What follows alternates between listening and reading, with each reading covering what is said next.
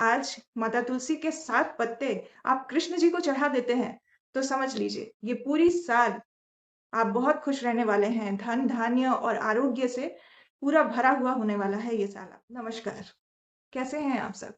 खुश होंगे और स्वस्थ होंगे या स्वास्थ्य और खुशियाँ दोनों ही आँख मिचौली खेल रही हैं आपके साथ। तो इन खुशियों को कैसे पाएँ, जिनके पीछे हम दौड़ते रहते हैं, अपने स्वास्थ्य को अच्छा बनाने के लिए क्या-क्या जतन नहीं करते। तो अपने स्वास्थ्य को अच्छा बनाने का मौका, अपने मनोकामनाओं को पूरा करने का मौका आ रहा है 2 दिन। 2 दिन बहुत ही इम्पोर्टेंट है। इतने महत्वपूर्ण दिन हैं, जिस दिन आप जो माँगेंगे वो सब कुछ पूर्ण होने वाले हैं। तो ये 2 दिन कौन-कौन से हैं? ये 2 दिन हैं 12 और 15 यानी 12 नवंबर 2024 जिस दिन देवउठनी एकादशी है और 15 नवंबर 2024 कार्तिक पूर्णिमा है। इन 2 दिनों में आप बहुत लाभ उठा सकते हैं इन अवसरों का। ये बहुत ही महत्वपूर्ण, बहुत ही शुभ और बहुत ही पावन दिन होते हैं। इन दिनों आप जो भी मनोकामनाएँ करेंगे, जो भी भगवान की पूजा अर्चना जो भी करेंगे, इनका फल बिल्कुल से मिलता है आपको। तो जान लेते हैं 12 तारीख के बारे में कि आपको क्या-क्या करना है। देवउठनी एकादशी इसलिए बहुत महत्वपूर्ण है, क्योंकि इस दिन भगवान विष्णु अपने सैया से जागते हैं और जागते ही अपने कार्यभार को सँभालते हैं।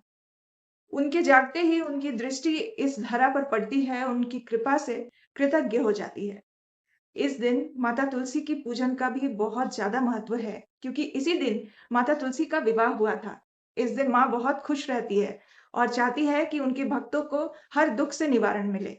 वो इस दिन सबको सब कुछ उनकी सारी मनोकामनाओं को पूरा करने के लिए बिल्कुल तैयार रहती है। तो इस दिन बहुत ही इम्पोर्टेंट कुछ काम करने हैं आपको। इस दिन जैसे कि हम अपने बर्थडेज़ के दिन, एनिवर्सरी के दिन बहुत ज़्यादा खुश रहते हैं। इस दिन जो भी हमें कोई विश करता हो या हमें पैम्पर करता हो, पैम्पर करने के लिए कोई गिफ्ट वगैरह दे, तो हम बहुत खुश हो जाते हैं और उनके लिए एक सॉफ्ट कॉर्नर रखते हैं। ठीक उसी तरह आज के दिन आपको माता तुलसी को खुश करना है। उनके विवाह के उपलक्ष्य में आपको कुछ ऐसा देना है, ऐसा कुछ करना है कि वो खुश हो जाएँ और आपकी सारी मनोकामनाओं को बस यूँ ही पूरा कर दें। ये इतना ही आसान है। बहुत ही छोटे-छोटे उपाय हैं जिनको आपको करने हैं। आप याद रखिए, इस वीडियो को आप सेव कर लीजिए ताकि कोई गड़बड़ ना हो पाए।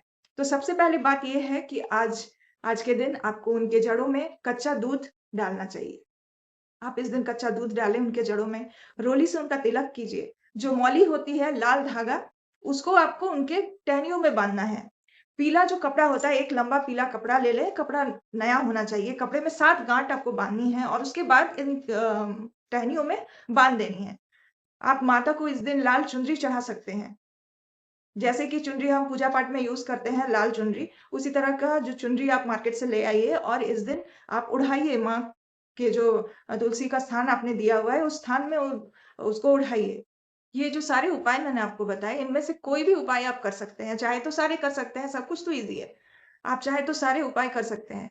और एक बहुत महत्वपूर्ण बात, अगर आज माता तुलसी के 7 पत्ते आप कृष्ण जी को चढ़ा देते हैं, तो समझ लीजिए ये पूरी साल आप बहुत खुश रहने वाले हैं। धन, धान्य और आरोग्य से पूरा भरा हुआ होने वाला है ये साल आपके लिए। तो इन उपायों को करके देखिए, ये बहुत कारगर उपाय हैं। तो अब बात करेंगे 15 तारीख की। तो 15 तारीख है कार्तिक पूर्णिमा। कार्तिक पूर्णिमा तो वैसे ही पावन दिन है, आप सब जानते हैं। कार्तिक पूर्णिमा के दिन माता लक्ष्मी की पूजा उनके पति श्री हरि के साथ होती है। दिवाली में तो हमने माता लक्ष्मी की पूजा की श्री गणेश के साथ, पर इस दिन पूजा होती है उनके पति श्री विष्णु जी के साथ। तो कार्तिक पूर्णिमा का दिन इतना इम्पोर्टेंट इसलिए है कि कार्तिक पूर्णिमा के दिन आपने सुना होगा कि डुबकी लगाया जाता है। इस दिन किसी भी जलाशय में जाके आप नदी है, तालाब है, कुंड है, कहीं भी डुबकी लगाया जाता है। और आज के दिन अगर आप गंगा जी में जाकर डुबकी लगाते हैं, तो आपके सारे पाप धुल जाते हैं। यही मान्यता है। कोई भी कर्म जाने-अनजाने में अगर कुछ भी आपने गलत किया है, आज के दिन आप अगर डुबकी लगाते हैं, तो आपके सारे कर्म धुल जाते हैं। जो भी बुरे कर्म हैं, वो धुल जाते हैं। उसके बाद आप अपने जो कर्मों को सुधार सकते हैं। जैसे बच्चों को सुधरने का मौका मिलता है, ठीक उसी तरह आपके जीवन में किसी तरह का कोई पाप अगर आपने किया है, तो आपके पाप को धोकर एक नया जीवन आप शुरू कर सकते हैं इस दिन के बाद। ये मौका आपको ईश्वर देते हैं, तो इसका लाभ ज़रूर उठाएँ। इस दिन आप डुबकी लगाएँ और आप हल्दी और चंदन का लेप लगाना बिल्कुल ना भूलें। हल्दी और चंदन का लेप आपके ऑरा को साफ कर देता है। ये कहें कि जिस तरह से हम रोज़ नहाते हैं क्योंकि हमें पता है कि शरीर में गंदगी आ जाती है, मन के विचारों में गंदगी आ जाती है।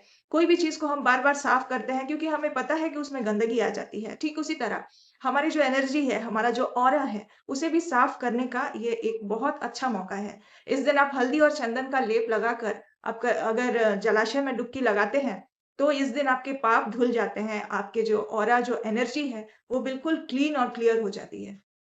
तो एक नया एनर्जी महसूस करते हैं आप अपने जीवन में एक नया कर्म करने के लिए बिल्कुल से तैयार हो जाते हैं।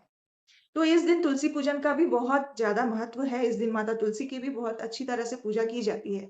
अगर आज आप गरीबों को अन्न का, वस्त्र का या फिर कुछ पैसे ही दे दिए, तो ऐसा कोई हेल्प अगर आप करते हैं, ज़रूरतमंदों की ज़रूरत को पूरा करते हैं, गरीबों को पैसा देते हैं या फिर अनाज देते हैं, तो इनका जो फल है वो आपको कई गुना ज़्यादा मिलता है। वैसे तो ये पूरा महीना कार्तिक का जो महीना है, ये पूरा महीना मनोकामनाओं को पूरा करने का ही महीना माना जाता है। क्योंकि आप देख ही लीजिए, कार्तिक का महीना शुरू होते ही दिवाली आती है। धनतेरस में हम भगवान धनवंतरी की पूजा करते हैं, कुबेर भगवान की पूजा करते हैं, ताकि आरोग्य बना रहे जीवन में। आरोग्य की जो मनोकामनाएँ हैं, वो उस दिन पूरा हो जाता है। दूसरे दिन रूप चौदस होता है। रूप चौदस के दिन हम अपने रंग उस दिन पूजा होती है गौ माता की, यानी गोवर्धन पूजा के दिन। हम गौ माता की पूजा करते हैं। उस दिन गाय की पूजा के रूप में हम 33 कोटि भगवान की पूजा करते हैं। एक साथ हम 33 कोटि भगवान की जो कृपा है वो पा सकते हैं गोवर्धन पूजा के दिन एक गाय की पूजा करके। उसके बाद बारी आ जाती है छठ पूजा की। छठ पूजा में छठी मैया की पूजा होती है, जो कि परिवार के लिए किया जाता है, संतान के लिए किया जाता है, संतान की सुख शांति के लिए किया जाता है। ये पार्वती माँ की छठवीं रूप है, जिस वजह से उन्हें छठी मैया कहा जाता है। इसके बाद आ जाती है देवउठनी एकादशी और फिर बहुत महत्वपूर्ण दिन, वो है कार्तिक पूर्णिमा का दिन। तो कार्तिक पूर्णिमा के दिन दान पुण्य का बहुत ज़्यादा महत्व है। इस दिन अगर दान पुण्य किया जाए, अगर आप इस दिन गरीबों की मदद करते हैं, तो इस दिन आपके जीवन में धन-धान्य की कभी कमी नहीं आती। क्योंकि भगवत गीता में भी ये बताया गया है कि जिस कुएँ से पूरा संसार या पूरा गाँव पानी पीता है ना, वो कुआँ कभी नहीं सूखता। क्योंकि भगवान उसे सूखने नहीं दे सकते, क्योंकि उसके ऊपर पूरा गाँव डिपेंड रहता है। ठीक उसी तरह, अगर आपकी जेब से भी, आपके हाथ से भी गरीबों को दान जाए, हेल्प जाए, तो आपकी जेब कभी खाली नहीं हो सकती। क्योंकि आप सिर्फ़ अपने लिए या अपने परिवार के लिए नहीं कमा रहे हैं। आप जो भी कमा रहे हैं उन उसका एक अंश आप लोगों को मदद करने के लिए कर रहे हैं। हमेशा देने वाला हाथ बनिए, कभी पाने वाला हाथ मत बनिए। क्योंकि आप देते रहेंगे तो आपकी जेब भी भरी रहेगी हमेशा। इस दिन दीपक प्रज्वलित करने का भी बहुत महत्व है। इस दिन दीपक भी प्रज्वलित करें। कुछ दिन बाकी हैं, आप इस दिन क्या कर सकते हैं, आप खुद डिसाइड कर लीजिए कि आपको क्या-क्या करना है। सारे उपाय आप करें ये ज़रूरी नहीं, पर कुछ ना कुछ तो आपको ज़रूर करना चाहिए। जब आपको ईश्वर ये मौका दे रहे हैं कि आप कुछ इम्पोर्टेंट दिन में कुछ ऐसे काम करके अपनी कृपा को पा सकते हैं, मनोकामनाओं को पूरा कर सकते हैं, तो उन्हें पूर्ण करने के लिए आपको कुछ ना कुछ ज़रूर करना चाहिए। बिल्कुल कुछ नहीं करने से ज़्यादा बेहतर होता है कि आप कुछ करें। अगर आप जलाशय में नहीं जा पा रहे हैं, तो आप अपने बाथरूम में ही नहा लीजिए। आप कार्तिक पूर्णिमा का जो भी महत्व है, उस चीज़ को ध्यान में रखकर उस दिन नहाइए। उस दिन आप हल्दी और चंदन का लेप करके, उनकी प्रार्थना करके, अगर आप अपने बाथरूम में ही नहाते हैं, तो हो सकता है 100% ना सही, पर उसका 50% तो आपको लाभ मिलेगा। तो कुछ भी ना करने से ज़्यादा बेहतर होता है कि कुछ तो करें। इस दिन दीपक ज़रूर प्रज्वलित करें। आप अपने मेन डोर में दीपक जलाएँ और मेन डोर के ठीक बीचों-बीच एक घी का दीपक ज़रूर जलाएँ। इस दिन पितरों के स्थान पे दीपक जलाया जाता है, माता तुलसी के आगे तो दीपक ज़रूर जलाया जाता है। और अगर आपके घर या फिर आपके घर के आस-पास आँवले का पौधा है, तो आप बहुत लकी हैं। उस दिन अगर आँवले के नीचे दीपक जलाया जाता है, तो विष्णु जी की विशेष कृपा पाई जा सकती है, क्योंकि विष्णु जी और शिव जी दोनों का साक्षात वास होता है आँवले के पौधे में। अगर आँवला का पेड़ नहीं है आस-पास, तो आप बेल के पेड़ के नीचे भी ये दीपक को प्रज्वलित कर सकते हैं। तो ये कुछ उपाय हैं, जो उस दिन आपको करनी चाहिए। ये सारे उपाय अगर उस दिन आप करेंगे, तो आपको बहुत कृपा मिलेगी, आपका जीवन सुधर जाएगा। आपके जो कर्म हैं, जिन्हें आपने हो सकता है जाने-अनजाने किसी तरह की कोई भूल आपके हाथ से हुई है, तो उन सारे भूलों से प्रायश्चित करने का ये एक बहुत अच्छा मौका है। तो इसे जाने ना दें, खोने ना दें। आप इस इनमें से जो आपको अच्छा लगे, ये सारे उपाय करने की ज़रूर कोशिश करें। तब के लिए नमस्कार।